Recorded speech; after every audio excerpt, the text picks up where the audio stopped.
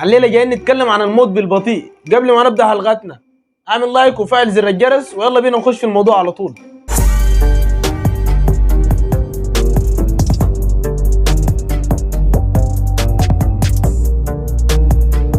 بقينا عايشين في مجتمع حلمنا كله نشتغل وناكل ونشرب وننوم كيف بس، ما في زول بيفكر في مستقبله، وحتى لو فيه ده 3% بس. بيقول لك اثبت علميا ان 3% بس من الناس هم اللي بيفكروا يعملوا حاجه مستقبلهم.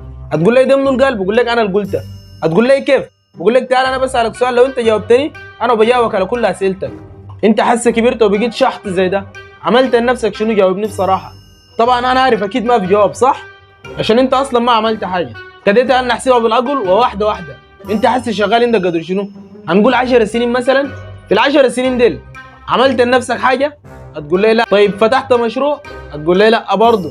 طيب حابب الشغل اللي انت فيه؟ هتقول لي اكيد طبعا. ليه؟ عشان انت توصل لنفسك ان انت شنو حابب الشغل ده، وانت قدرت تعمل حاجه لنفسك بس ما عارف عشان الدنيا جايه علينا والكلام ده. عارف كده الكلام ده يدل على شنو؟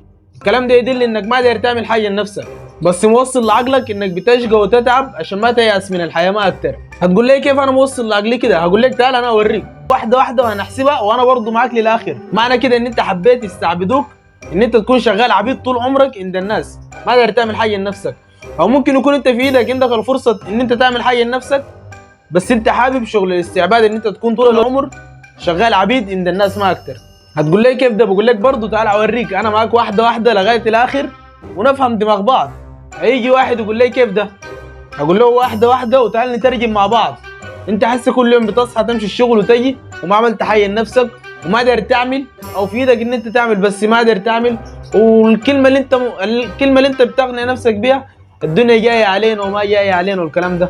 معنى كده ان انت حبيت ان انت تكون شغال عبيد عند الناس دي. انت ليه في يوم من الايام ما تعمل حاجه لنفسك؟ ولا اللي عنده عقل ده عنده عقل وانت عندك مكانه طوبه ولا شنو؟ ما فاهم. ولا هو عنده 3 يدين ولا انت عندك يدين؟ ولا الفهم شنو؟ ما فاهم.